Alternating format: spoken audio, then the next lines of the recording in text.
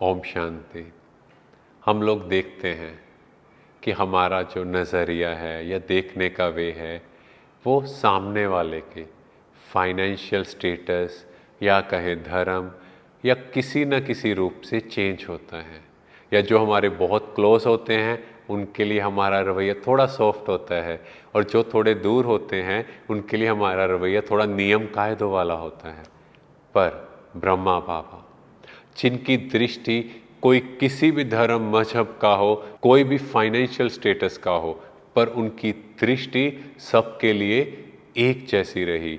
ये समझते हम कहानी से, जब दादा लेखराज सिंध में थे तो वहाँ सिंध में बाथरूम की सफाई करने वाली एक माता आते थे और दादा लेखराज उन्हें भी बहुत ऊंची दृष्टि से देखते थे।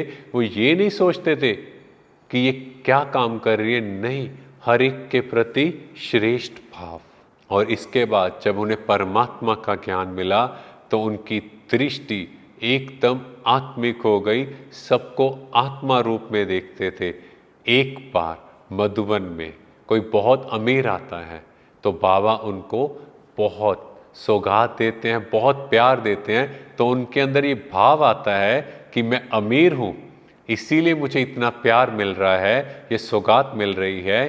तो वह अमीर जब सुबह ब्रह्मा बाबा पूरा मधुबन कॉम्प्लेक्स में जा रहे थे, सभी कर्मचारियों से मिल रहे थे, तो उनके पीछे छुप छुप के जाता है तो वो देखता है कोई एक बहुत गरीब था और उसके तन पर सही तरह से कपड़ा नहीं था।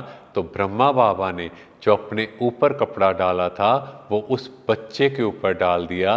ये देखकर उस अमीर को बहुत शर्म फील हुई कि नहीं, ब्रह्मा बाबा की दृष्टि चाहे अमीर है चाहे गरीब है, सबके लिए एक समान थी। और इवन वहाँ दादियाँ भी जब ब्रह्मा बाबा सुबह जाते थे तो उनके साथ साथ चलती थी, क्योंकि बाबा जब देखता था किसी के पास कपड़े नहीं है, किसी को ठंड लग रही है, तो जो उन्होंने पहना होता था वही उन बच्चों को पहनाते थे, क्योंकि अंदर में सदा देने का भाव था और ये था कि किसी को ठंड ना लगे।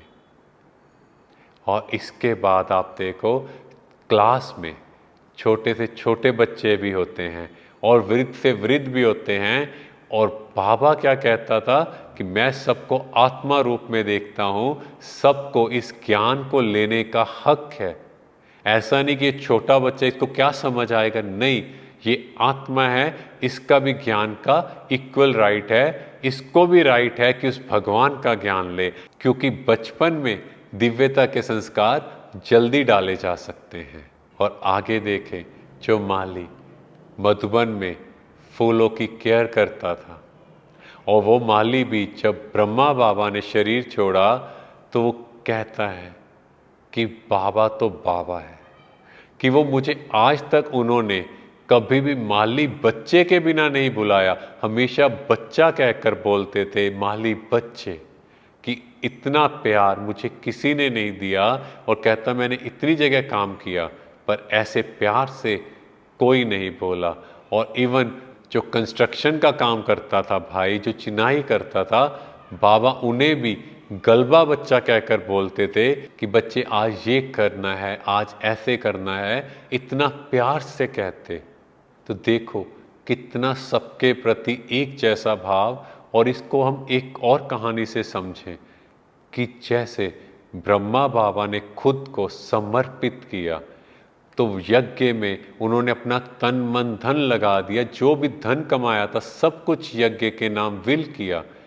पर उनकी धर्म पत्नी को आप देखो, यज्ञ में झाड़ू लगा रहे हैं, उनको कोई एक्स्ट्रा रैंक नहीं दिया, नहीं तो पति एक जगह आए और उसने धन लगाया हो तो पत्नी का रुतबा अपने आप बढ़ जाता है।